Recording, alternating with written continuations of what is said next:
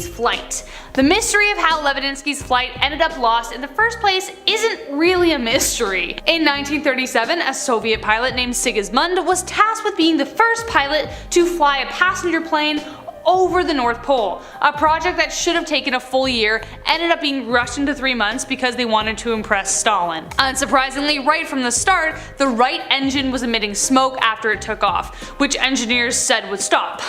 Well, it didn't. And 19 hours later, they attempted to make an emergency landing. But where the case gets interesting is that despite Russian, Canadian, and American rescue efforts combing the Arctic, there was not a trace of them to be found. The likeliest answer is that the plane sank into the icy depths, which they searched, but still nothing. A magnetic anomaly was detected at the bottom of a lake, but that was the only evidence ever found. They still didn't find the crash, so wherever they are, may they rest in peace. Number 9. The monster of Lake Liamna. The ocean is not the only place in the world we don't have all the answers to. Loch Ness has Nessie, Alaska has the monster of Lake Liamna. Reportings of a massive creature in the lake have been found from planes flying over it since the 1940s, as well as fishermen have seen some weird things. Traditionally, locals didn't fish in the lake because they thought it was dangerous because of this. There is some speculation that the creature they are seeing are white sturgeonfish, a breed of fish that used to be able to reach about 20 feet long, but nobody's ever found proof. So it could be a Greenland shark or the similar sleeper shark.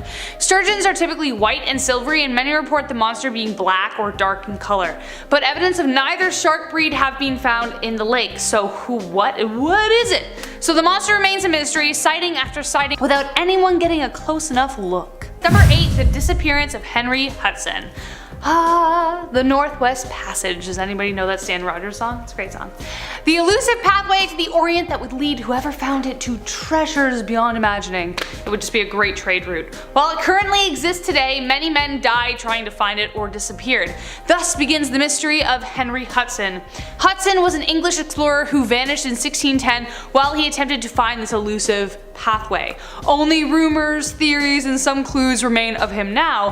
Hudson made several attempts at finding it, and at one time thought he succeeded when he sailed what is now known as the Hudson Strait. His ship, the Discovery, got stuck in the ice, and he promised the crew they'd sail back when it had thawed. But he lied, which blew up into a full mutiny.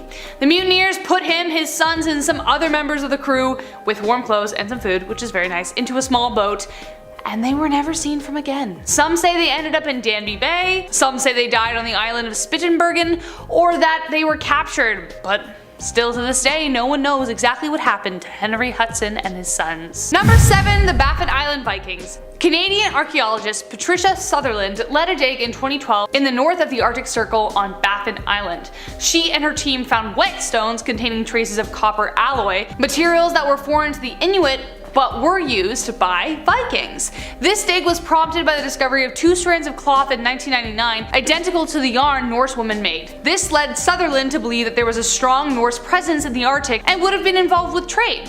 While it is a fact that Vikings actually lived on the East Coast for a while, the real mystery surrounds Sutherland.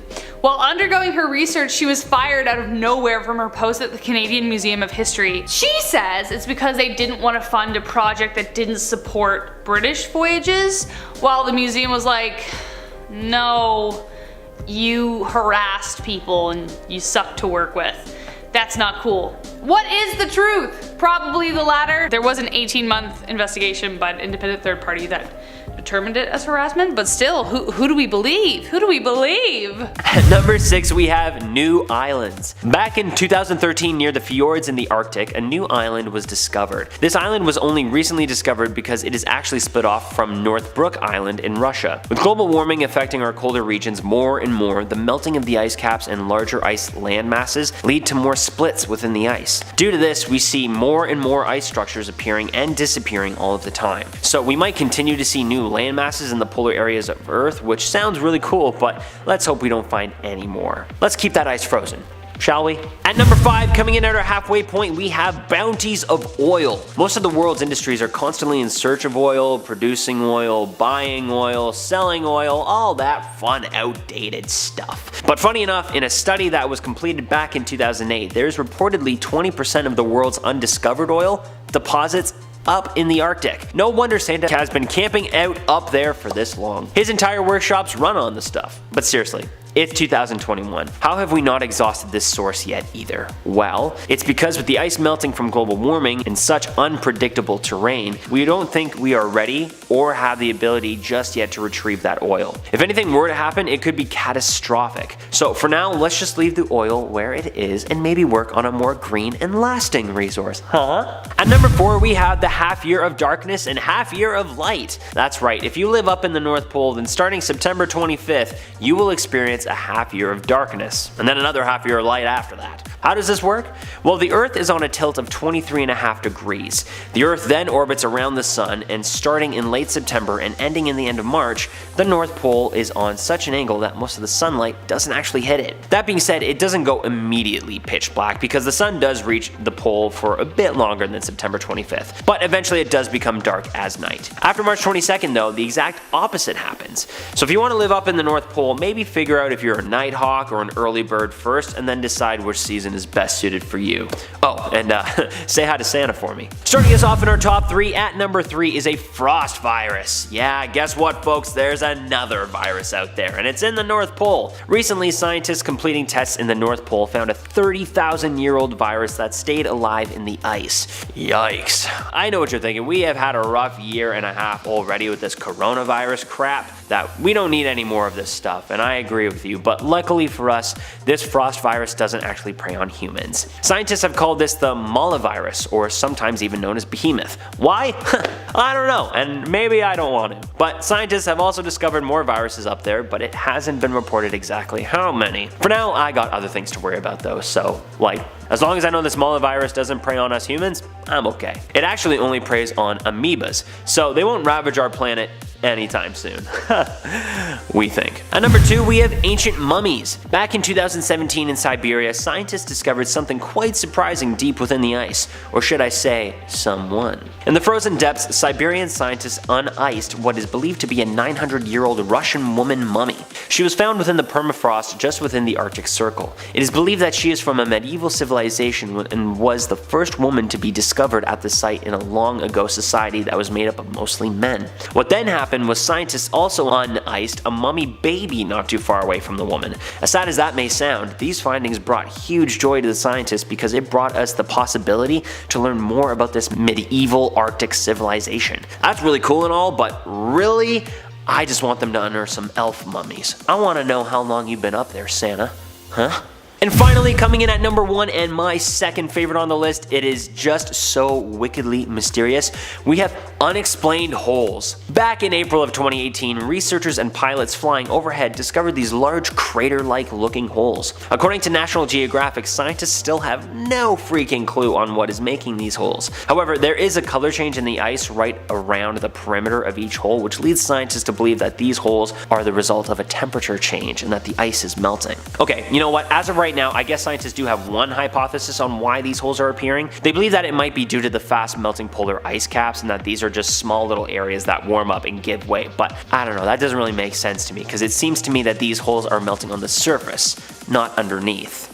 So maybe it's from a landing vehicle, maybe not human tech, maybe it's the aliens, I don't know, or maybe I just think way too much about aliens these days, and you know, that's probably more like it. But starting off in our number 10 spot, we have the Greenland shark. Sometimes referred to as gray sharks, these guys are a large shark that is closely related to the Pacific and southern sleeper sharks. These guys have the longest known lifespan of all vertebrate species at an estimated 250 to 500 years, which is unbelievable. These guys are generalist feeders, which means they consume a wide variety of different foods, but they themselves are actually toxic to eat. Since these guys live in the cold depths of the Arctic and North Atlantic, they're quite isolated from human activity, so they aren't thought of as much of a threat despite their large size. In our number 9 spot today, we have the musk ox. These hoofed mammals are native to the Arctic, and it isn't really hard to tell by their thick coats. These guys are one smelly animal, especially the males males of the species who have a strong odor from seasoned rut. These guys are actually more closely related to sheep and goats than to oxen, despite their name, but they are in a genus of their own. The modern musk ox is actually the last member in its line that first evolved in the temperate regions of Asia before adapting to a much colder climate. These guys have long, curved horns that are seen on both males and females, and adults of these animals weigh on average about 630 pounds, and they can reach speeds of up to 60 kilometers per hour or 37 miles per hour, which truly is insane. In our number 8 spot today, we have a stoat. Also referred to as a short-tailed weasel or ermine, these guys are actually quite a widespread creature. They have quite a controversial history, especially when it comes to the 19th century, however. At that time, they were introduced into New Zealand in an attempt to control the rabbit populations, but instead, they just had a devastating impact on the native bird populations. They were actually voted to be one of the world's top 100 worst invaders. These guys are small but mighty, and they are absolutely ruthless as, rather than digging their own burrows, they were instead seen just taking over those of the animal that they previously preyed upon. In our number 7 spot today, we have the reindeer botfly. Now, for the strongest contender for grossest creature on this list, we have these horrible little flies. These guys deal with the cold climate by taking refuge in the nose of reindeer, where they also like to lay their eggs. I know, I hate it too. These are actually parasitic to reindeer as they infect their nose area. The adults of these creatures are active over the Arctic summer,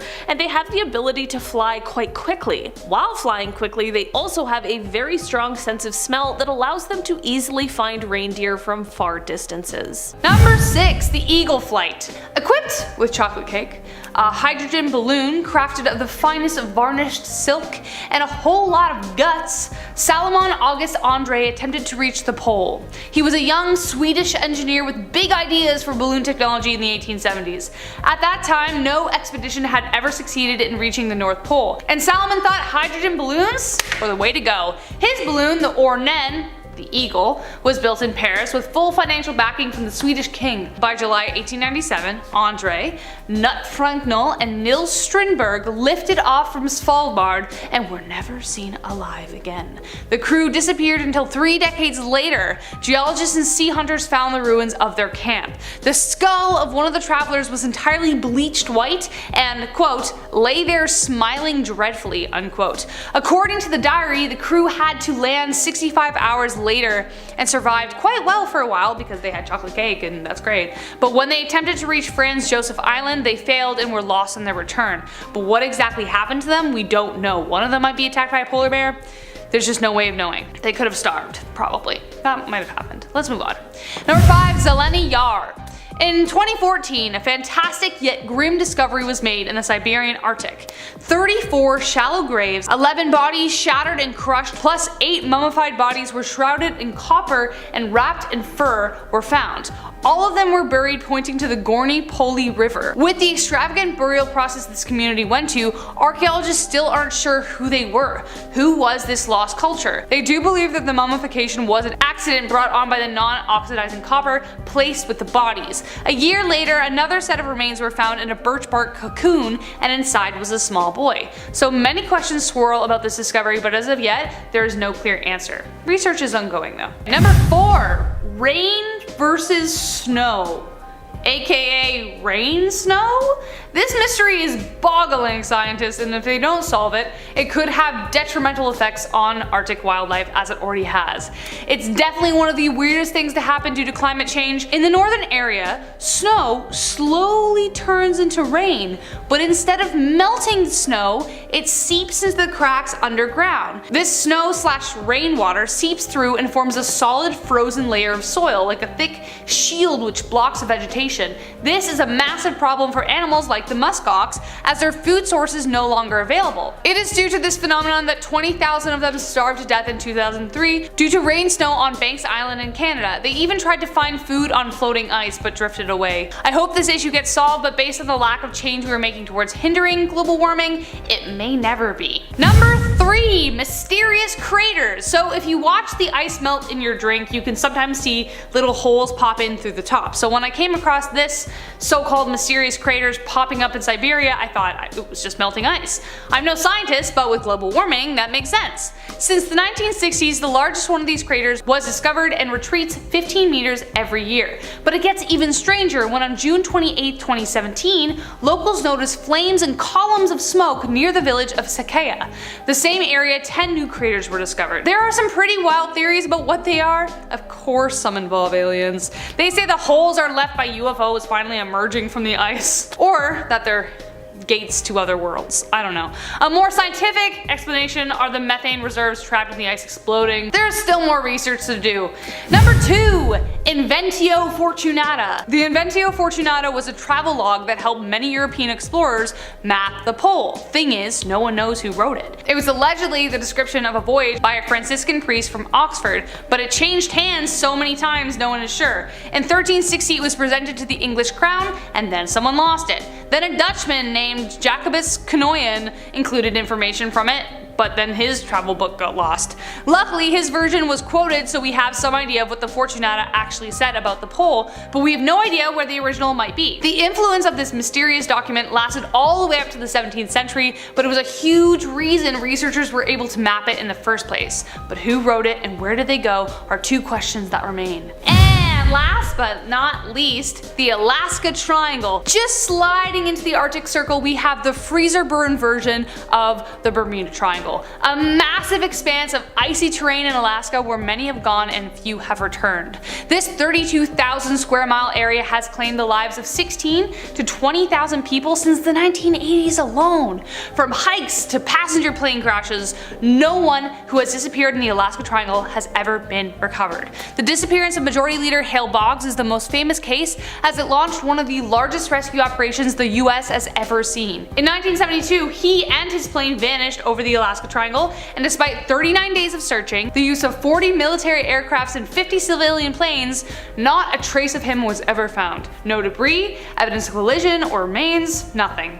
Even before Boggs in the 1950s, 44 passengers and the pilot disappeared, and in the 1990s, a Cessna 340 carrying 4 people also vanished. The Alaska Triangle could very well be the largest mass grave in the world, and who knows if any of the bodies will ever be found. Coming in at number 10 is giant craters. First discovered in Siberia around the 1960s, these giant sinkholes are recorded to measure as much as 160 feet deep and seem to keep expanding year after year. Upon discovery, scientists immediately suspected the cause of these giant, strange holes to be rooted in climate change, and as it turns out, that theory was totally right. Basically, there's this thing called permafrost, which is a thick layer of soil that remains completely frozen, or rather should remain frozen. With rising temperatures, the permafrost is thawing, and as it does, large pockets of methane gas accumulate beneath it. These pockets of gas eventually erupt, sending ice and soil rocketing through the air and leaving behind a giant hole in the ground. But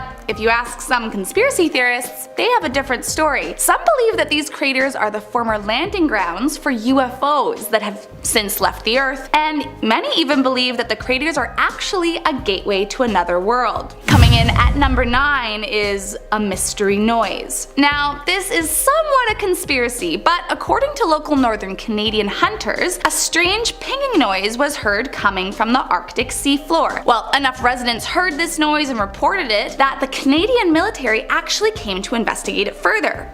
But from there, it seems to have become a dead end. The military aircraft failed to find anything hidden in the water and detected no noise at all, despite the locals swearing by the phenomenon. But what was that noise that they all heard, and where did it go? Well, if you ask conspiracy theorists, they believe it was Russian submarines spying on them, while others have just chalked it up to the movement of ice sheets, which apparently are known to make some bizarre noises from time to time. But craziest of all, according to a few terrified citizens, they think it's the sound of an ancient demon awakening to destroy all humans for good. Next up at number 8 is microplastics. Okay, so while this might not be the typical definition of horrifying, horrifying, our planet being slowly destroyed seems pretty horrifying to me. It turns out that fast fashion is hurting more than just our landfills. These cheap materials that make up so much of today's clothing is making its way into the most remote oceans in the world. Microplastics are these tiny fibers, no bigger than a few millimeters, but are the cause of a massive environmental worry. Apparently, when you do your laundry, the microplastics from your clothing shed and turn up in gray waters. From there, the water travels to a treatment facility where luckily 95% of these dangerous fibers are trapped, but some inevitably escape. With all the people around the world doing what is pretty much non-stop laundry, billions upon billions of these microplastics are ending up in the Arctic Ocean, and they pose a huge risk to creatures inhabiting the water, like already endangered polar bears, as well as whales, seals, and other critters. Now, of course, it's not like you can just stop cleaning your clothes. I guess that's what makes this one so concerning. Realistically, the only way to stop the rise of microplastics is for manufacturers to cut back on man-made materials that shed these dangerous fibers. Coming in at number 7 is an ancient virus. It's not every day you think that you're gonna find a prehistoric virus buried 100 feet deep in the Arctic permafrost. But back in 2014, in the depths of icy Siberia, 2 researchers did exactly that. The ancient virus, named Pithovirus, is believed to date back 30,000 years and has remained completely untouched in its hibernation, but still completely active and capable of infecting amoeba. According to people much smarter than me, it's apparently a giant virus containing 500 genes, which is insane considering that HIV only contains 12. But don't start panicking just yet. Luckily, experts believe it's very difficult to actually become infected by this virus as a human, although technically it wouldn't be impossible. In our number 6 spot today, we have the puffin. The Atlantic puffin is the smallest of the 4 puffin species, but they are actually the most numerous species. They are easy to identify because of their distinctive beak, which features a bright orange-red tip and a blue or gray triangle that is closer to their face. White stripes can also be seen during the breeding season. Many people refer to puffins as the clowns of the sea because of their sweet and endearing, but just sort of awkward behavior. These guys tend to spend fall and winter in the open ocean of the northern seas, but in the spring they return to coastal areas for breeding. To do so, they nest in cliff-top colonies and they dig into a burrow where they then lay a single egg. Once the chicks hatch, after about 6 weeks they are fully fledged, and one night they will make their way into the sea, only to swim away from shore where they won't return to land for several years. We have the Arctic bumblebee. Bumblebees haven't necessarily been having an easy time lately in general, but the Arctic bumblebee perhaps has the most difficult task of all of the bees, and that is because of the harsh, cold climate that they live in. These guys can be found in the most northern areas of Alaska, Canada, northern Scandinavia, and Russia, and because they live in these cold places, they have to go to greater lengths in order to regulate the temperature of their little fuzzy bodies. Basically, they use their large wing muscles in order to sort of shiver, which then helps them keep warm. Another way they maintain their body heat is by making use of sunlight. In these cold climates, when possible, you will definitely see them doing their busy bee work in the light. In our number 4 spot today, we have a lemming. These cute little guys are a mouse-like rodent that, as adults, are about 150 millimeters in length, with 20 of those being their tail. The population of these creatures has seemed to have quite a drastic fluctuation over the years, which many believe is likely due to changes in the weather seen in the harsh climate they live in. What is really remarkable about this cycle isn't how high the population reaches when it's at its highest point, but rather how scarce the population is during the lows. So much so that it causes experts to worry about possible extinction during these times, even though the cycle is only about 4 years long. During the spring on a high population year, these guys will be seen on lake and sea ice, but they don't really move in an oriented manner. Like, they don't all go north or all go south, they just sort of go wherever they feel, and they're rarely seen in large groups. In our number 3 spot today, we have the Dall sheep. These guys are of course a type of sheep, but these ones like to inhabit the subarctic and Arctic ranges of Alaska, the Yukon, and the Mackenzie Mountains in the Northwest Territories. These sheep are about 3 feet tall at the shoulder, or just under a meter, and they tend to live to be about 12 to 16 years old. During the winter season, it is said that adults of this species lose about 16% of their body mass, and for the young, they are said to lose as much as 40% depending on the severity of the winter weather. In order for these guys to figure out their social social order and dominance rank, they have a few different behaviors, but the most popular one is likely the head-on collision that they have with their horns. These behaviors are mostly seen in the rams or the males of the species, but sometimes are seen in the ewes or the females as well. In our number 2 spot today we have the rock ptarmigan. These guys are a medium-sized bird that belongs to the grouse family. They're actually the official bird for the territory of Nunavut, and they're the official game bird of Newfoundland and Labrador. Unlike many Arctic inhabiting birds, these guys do not gain a bunch of mass in order to hibernate over the winter season, and this is because of their limited capacity for fat storage. Depending on where exactly these birds are found, their diet differs, and it also changes based on what is seasonally available. Many of the males of this species emit a plethora of, quote, guttural snores and rattles, which are often directed at other males. In our number 1 spot today we have ribbon seals. This seal species is found in the Arctic and subarctic regions of the South Pacific Ocean,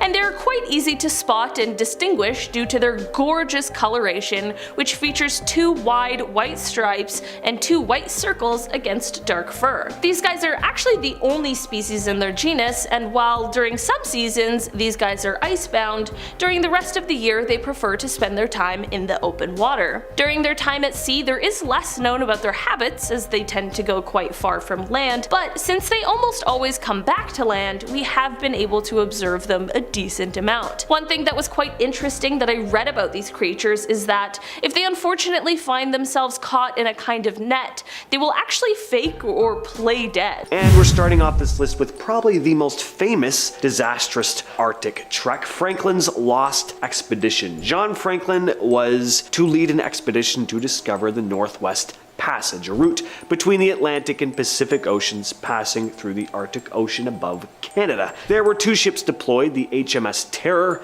and HMS Erebus, with around 129 crew altogether. They left England in 1845, never to return. Both ships ended up getting trapped in the Canadian Arctic. The crew were completely stranded. Franklin died in June of 1847, but some of the crew managed to survive until April of 1848. Some attempted to venture onto land to survive, but none of them ever made it back home. It was later discovered that some of the crew resorted to cannibalism in a desperate attempt to survive. It wasn't until recently that their actual ships were discovered. The Erebus was found in 2014 and the Terror was discovered in 2016. Next up we have the Karluk Expedition. The Karluk Expedition was a polar journey led by Vilhjalmur Stephenson in 1913. Their goal was to explore the Arctic and collect scientific data. The ship Karluk got trapped in ice off the northern coast of Alaska. The crew faced very harsh conditions and struggled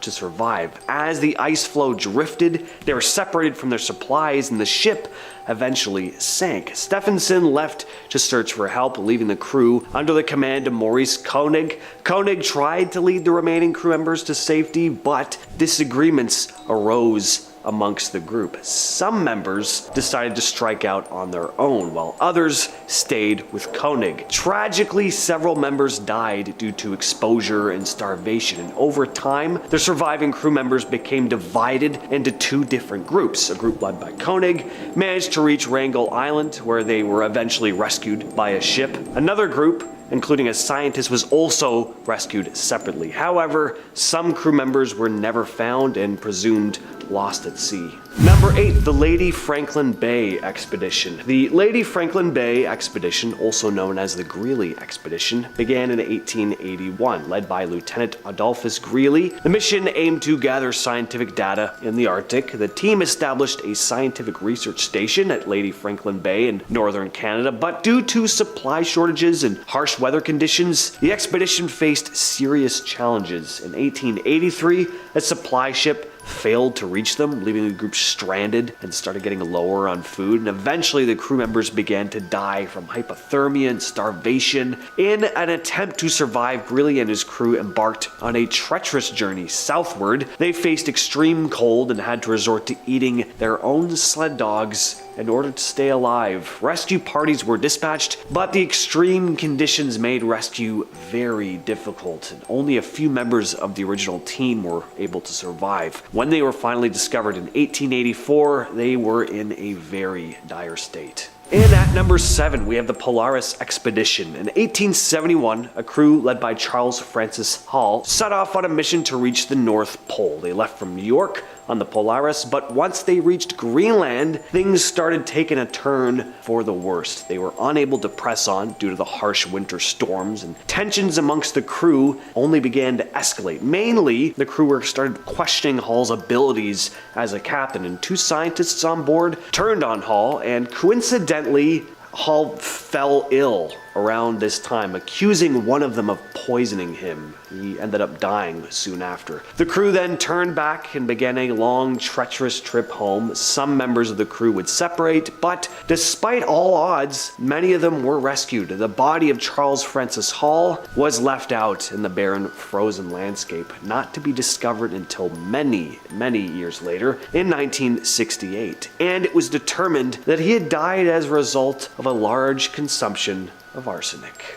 Next up, at number 6, is an ancient Siberian civilization. The Arctic Circle in its entirety includes lots of countries like Norway, Greenland, even our home and native land, Canada. But the further north you go, the less popular it tends to be due to the incredibly cold temperatures. But after recent discoveries between the years of 2013 to 2017, it seems as though once upon a time, a medieval civilization dating back to somewhere between the 12th and 13th century was found and cultivated an entire community near the town of Salakard in the Siberian Arctic. To date, archaeologists uncovered a total of 47 burials, including many mummified bodies kept in pristine condition due to the permafrost. Despite some of the mummies being found with shattered bones and crushed skulls, the internal organs were still well preserved. Of all the mummies found, there was only 1 female, leading experts to believe she must have been from high class or something like that to be mummified among all the men of the time. Coming in at number 5 is the flight of the eagle. Way back in 1897, even less was known about this great icy circle, and a Swedish explorer by the name of Solomon August Andre decided that he was going to be the man to reach the North Pole. With the help of 2 of his friends, he planned to complete the mission via a hydrogen balloon, starting in Svalbard and finishing in either Russia or Canada, planning to pass right over the North Pole on the way. Fast forward 30 years, a group of geologists, as luck would have it, landed on the uninhabited island and happened upon ruins of a camp. They discover a journal left by the expedition team detailing the horrors of this trip. The geologist found out that their balloon began rapidly leaking hydrogen just 2 days after it began, and they crashed into the ice, halting the journey 500 kilometers from their initial start point. Now, without their method of transportation, they were forced to make their way back on foot in an attempt to survive the harsh winters of the Arctic. Although they survived an initial 3 months, unfortunately they were no match for the brutal conditions. When the camp was discovered years later, all 3 bodies were taken back to Sweden to be cremated, thus solving the mystery of the disappearance all those years ago. Next up,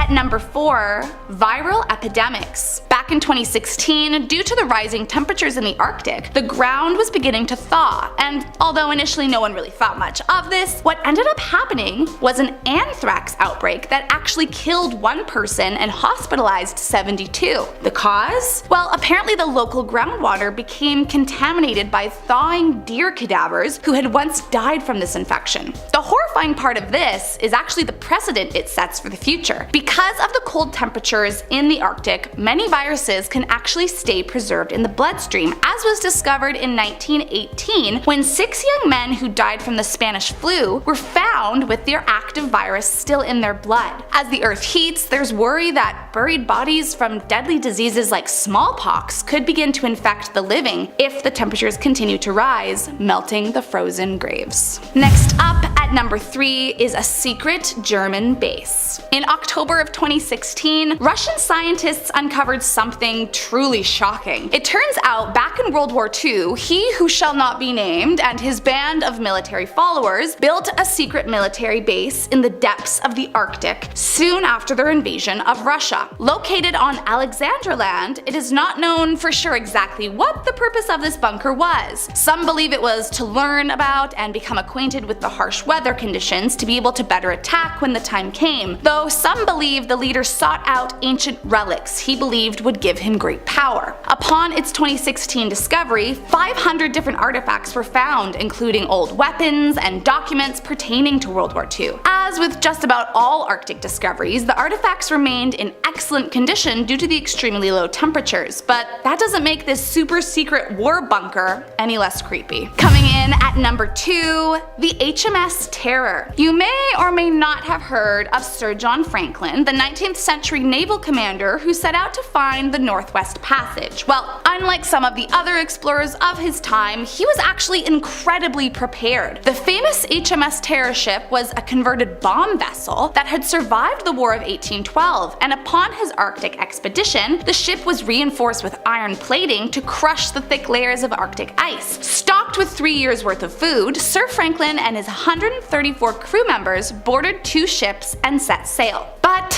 despite their best efforts, they were no match for the harsh conditions ahead. The ship was lost to the Arctic and its whereabouts remained a complete mystery. That was until August of 2016, when members of Arctic Research Foundation on their own expedition found the ship preserved under the ice. The horrifying part comes when historians were able to piece together what their last days on the vessel could have looked like. Assumed to have been trapped by the ice for over a year and a half, the crew was dropping right, left, and center, including their captain Franklin. So the remaining survivors decided to abandon the ship and take their chances on foot, planning to reach a remote fur trading outpost hundreds of miles away. With no food, no water, and no resources left, the crew was left with but one thing to keep them alive: each other's flesh. Now, there were no survivors, but many bodies remained mummified from the permafrost, allowing historians to learn about what really happened on the infamous HMS Terror. And coming in last up at number 1,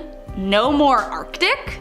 Okay, so while this one hasn't necessarily been recovered by a group of researchers or scientists exploring the Arctic, it is certainly a huge concern amongst researchers. The rate climate change is affecting the world, as we know, is cause for concern, and scientists are trying to foresee what might happen. According to a study from 2011, there is concern that all of the Arctic sea ice could be gone by the year 2060 due to the rise in greenhouse gases on the planet. Not only that, if you look at many of the animals native to the Arctic, polar bears, Arctic fox, walrus, narwhals, beluga whales, they're all declining in population at massive rates and risking extinction because their environment and food sources are being destroyed by either humans directly or climate change, which is pretty much also caused by humans. So while this might be more of a cautionary tale, it's certainly not a myth. It's obvious that the world around us is in need of our help, and without change, it's very likely we're gonna face some dire consequences. Starting us off at number 10, we have no penguins. Where did they go? Oh, the humanity! Okay, most people I know love these cute little short-furred waddling birds, and I think as long as you go to one of those poles, you're gonna see some happy feet action. Well, wrong. Penguins actually only live in the southern hemisphere, down near the South Pole. The truth is, even though the north has a similar climate to the south, the land up north is still rather unstable for most wildlife to live on. These little guys may be on the lighter side, but nevertheless you have to visit Antarctica and not the Arctic to get those sweet penguin views. Also, may I just say, unlike the movie Happy Feet, it is not proven that they can actually dance and sing like they do in the movie. Mostly they just waddle, but that's still cool, right? At number 9, we have dog races. Who let the dogs out? Well, probably some guy in the Arctic. One of the most popular forms of transportation up in the northern hemisphere due to all the snow is dog sledding. What kind of dogs? Well, specifically huskies. Huskies are beautiful, energetic dogs that are usually used to sled across the Arctic terrain with 2 to 13 dogs pulling a sled depending on the size of the load that they are carrying. But these dog sleds are not just for transportation. One of the most popular sports in all of the north is dog sled races. Many of the human and canine athletes live up north all year round training for the famous Iditarod race, which goes from Anchorage to Nome, Alaska. The championships are then held in the North Pole, where Santa hands the winners a cash money prize and throws the dogs a bone. Okay, just kidding, but I will say I have gone dog sledding twice in my life and it is wicked fun, especially when you have dogs that take off immediately after you dismount your sled. Moving on. At number 8, we have water unicorns, or should I say narwhals. Many people call these magnificent creatures water unicorns, and they are honestly one of the best examples of animals that adapt to their surroundings. These whales can be found in the Arctic waters with these massive unicorn horns on the top of their heads. Now, over the years, their horns have become larger as it helps these animals swim and break through the ice. These awesome creatures can weigh up to 4,200 pounds, as well as can grow up to 17 feet in length. These whales even sometimes have sword fights with their long horns, and it's a wicked cool sight to see and is worth a trip to the Arctic just to see one of these guys. But keep your distance, those things have a rather sharp end. At number 7, we have flipping poles. That's right, while it might not be that often, the North and South poles can flip. The last time was actually about 780,000 years ago. In one of my other videos I did, I talked about this phenomena, and by the sounds of it, we are actually overdue for an altering of the poles. So, what's gonna happen?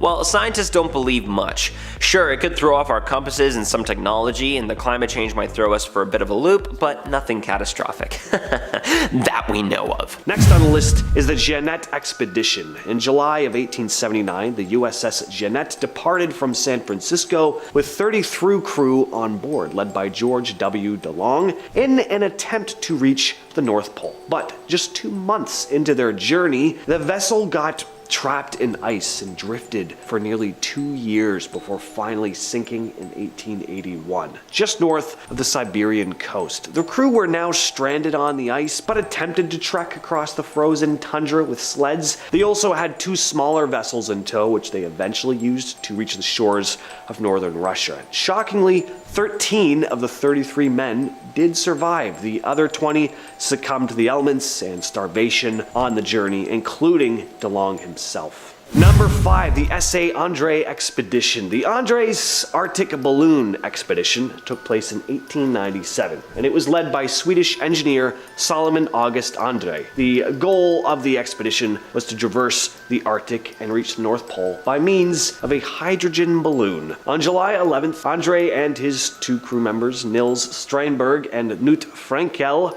lifted off from the Danes Island in the Arctic Ocean. But because of heavy winds and technical difficulties, the balloon began to drift off course, and they were unable to control their direction and were carried further and further away from their intended destination. And the last known communication from the expedition was on July 13th of that year, when they sent out a distress signal. The fate of the Andre and his crew remained a mystery for over 30 years, until their bodies were discovered in 1930 on White Island. This expedition was doomed to fail. Andre had some experience with air ballooning, but not enough. He'd only taken up the hobby about 5 years prior to this journey, which probably wasn't enough time to lead a trek far into a particularly dangerous frozen wasteland. In at number 4, we have the Brusilov expedition. The Brusilov expedition began in August of 1912 and was led by Russian explorer Georgy Brusilov. The aim of the expedition was to explore the uncharted regions of the Arctic and gather scientific data. But the expedition faced a number of problems from the very start. Harsh weather conditions and treacherous ice made progress difficult, and the crew struggled to navigate through the frozen terrain. In fact, they were completely stuck. Their vessel would remain trapped for 2 whole years, drifting far north with the ice. Valerian Albanov, second in command, requested to take a team out on foot to search for help. His 12-man team began their return journey on makeshift sleds and kayaks, and after a grueling 90-day journey, only Albanov and 1 other crew member were found and rescued. As for Brusilov and the rest of the crew, they were never seen again. It's believed that the ship eventually sank.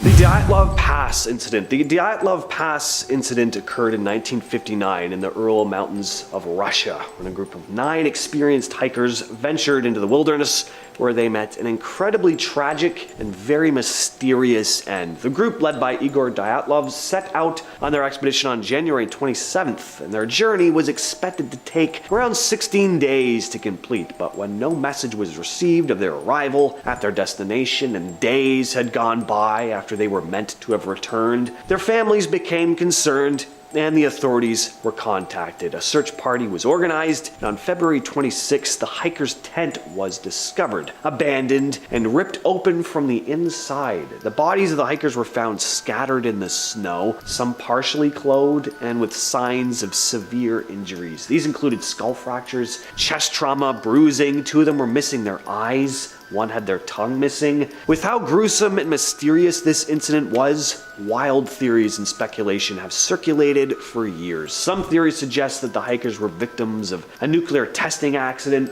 some kind of government experiment or cover-up perhaps. Maybe the students came across something they weren't supposed to see, and others have more supernatural ideas, like an encounter with a Yeti or aliens. Next on the list is the Ziegler Polar Expedition. This expedition, led by Anthony Fiala, took place in 1903, the ambitious goal of reaching the North Pole. But the expedition was a complete failure. The team encountered harsh weather with extreme cold temperatures and treacherous terrain covered in thick ice and snow. The crew members were ill-prepared for the harsh Arctic environment and lacked some of the experience necessary for polar exploration, and this lack of expertise made it difficult for them to navigate through this unforgiving tundra and really hindered their progress. On top of that, the limited supplies they brought with them were insufficient for the duration of this trek. As the team continued their journey, they faced setback after setback. Their ship got stuck in ice, and then they were completely stranded for 2 whole years. Surprisingly, this one actually ended as good as it could have, though, with the crew eventually being found by a rescue party led by William S. Champ. But finally, we have Peter Tessman and Paul Knutsen. In 1919, Norwegian explorer Roald Amundsen was traversing the northern coast of Russia, along with his partner Peter Tessem and another explorer, Paul Knutsen. Due to Tessman's chronic headaches, he left him to stay behind with Knutsen on Cape Chelyuskin. Their plan was for them to make their way to the nearby town of Dixon, which was just over a month's journey away. But 1920 rolled around and they hadn't arrived yet. A search party was organized by the Norwegian government, but they didn't find anything. And then a Soviet search in 1921 did manage to find a Norwegian sled and a letter from the men stating that they were in good health. In 1922, a Soviet research team discovered the scientific equipment and data that had been left behind with them, and later they found a body wearing a gold watch engraved with Tessem's name within sight of Dixon. It was practically a skeleton at that point, unable to be identified if it weren't for that watch. And the exact cause of death was unclear, but starvation was a possible cause. That and the possibility that he'd seen the lights of the weather station on Dixon Island and began running towards them. And in his weakened state, he possibly slipped and fell, maybe hit his head on a rock, was unable to get up before freezing to death. As for Paul Knutsen, his body was never found. Starting us off at number 10, we have sea pigs. If you think these things look anything like actual land pigs, you are sorely mistaken. They are indeed pink, but other than that, they look like something from outer space. These undersea creatures are actually a species of sea cucumber. Their scientific names are scotoplanes, and they are found at the bottom of the sea floor in the colder regions on Earth. You will probably never actually come across a live one for that matter, but if you could, they would be able to fit in the palm of your hand or about 4 to 6 inches in length.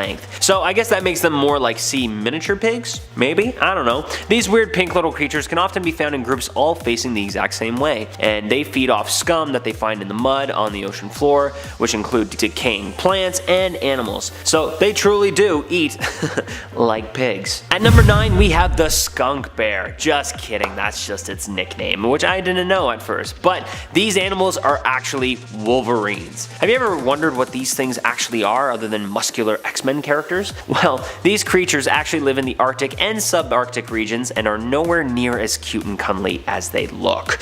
Okay, well, they are cute, but let me tell you, these things are dangerous. They have been known to take on wolves and bears with their ferocious claws, which is why the X-Men superhero was named Wolverine. Anyway, there are no known Wolverine attacks on humans, but that's just as long as we leave them alone. And they are also known to travel up to about 15 miles per day. And with their razor-sharp claws, I'm sure no animal will stop it in its tracks. At number 8, we have permafrost. What is permafrost? Well, permafrost is basically frozen solid ground that stays frozen for over a period of 2 years. You can notice this kind of natural effect in areas of higher elevation where the temperature on average falls below freezing. The ground beneath your feet will stay frozen completely for years. Imagine a Canadian winter. If you're not from an area of the world where it snows, then just imagine a thick layer of pure ice on top of your property that never ever melts. That basically is what it would be like to live on permafrost. So for anyone that ever wanted to go or try ice skating, grab your stick and lace up. At number 7, we have my favorite one on the list. We have the Northern Lights, also known as the Aurora Borealis. You have probably heard of these before in movies or in science class, but in case you haven't, the Northern Lights are multicolored lights with blues, purples, greens, and whatever, and they move and they shine throughout the northern sky. This happens when particles with an electric charge are released from the sun into the northern atmosphere of Earth and are mixed with gases such as nitrogen and oxygen. I am lucky enough that I have been a witness to the Northern Lights a few times as I grew up a bit more north, but I've never actually been that far north to see them in their full glory. But it is on my bucket list to go as far north as I can to see these amazing lights because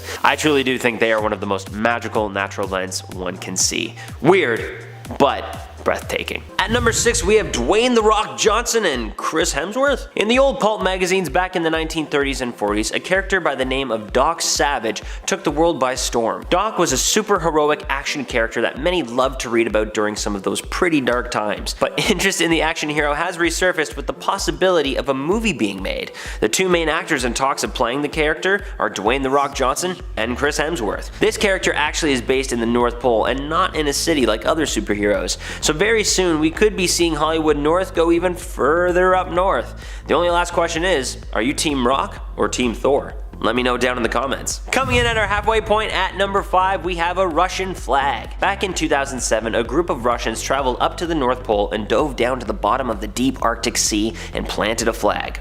Well, okay, kinda. A robot did because it's way too freaking cold for human beings to swim down there. But no, sorry Russia, it doesn't mean that you own the North Pole now because that's still Santa's, duh. But it does mean that you were the first to leave your mark, so great, good for you.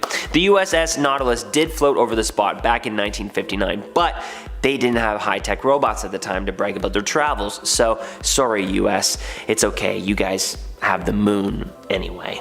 At number 4, we have Float Central. Beneath all that crystal-like ice and large ice masses is just Arctic water. Basically everything you see up there are just large ice land masses, also known as glaciers, just floating around. So all the wildlife and people that are found up there are actually just floating around on pieces of ice. Cool, right? Well, not really when things keep melting, so let's try and work on that global warming thing again, huh? Or else, you float too! Starting us off in our top 3, at number 3, we have a no time zone. Do we share time? Are we all just lost in time? Is time one continuous timeline or is it a constant never-ending loop? Who the hell freaking knows? Well, one thing we do know for sure is that the North Pole actually has no exact time zone. It's timeless! So what's that mean? Well, it just means that you won't really know what time zone to go by once you're up on the North Pole, but that's okay. If you're hanging with Santa Claus, he's a world traveler anyway, and I'm sure he can just take you to wherever the hell you want to go. At number 2, we have a classic first, the worst, second, the best situation.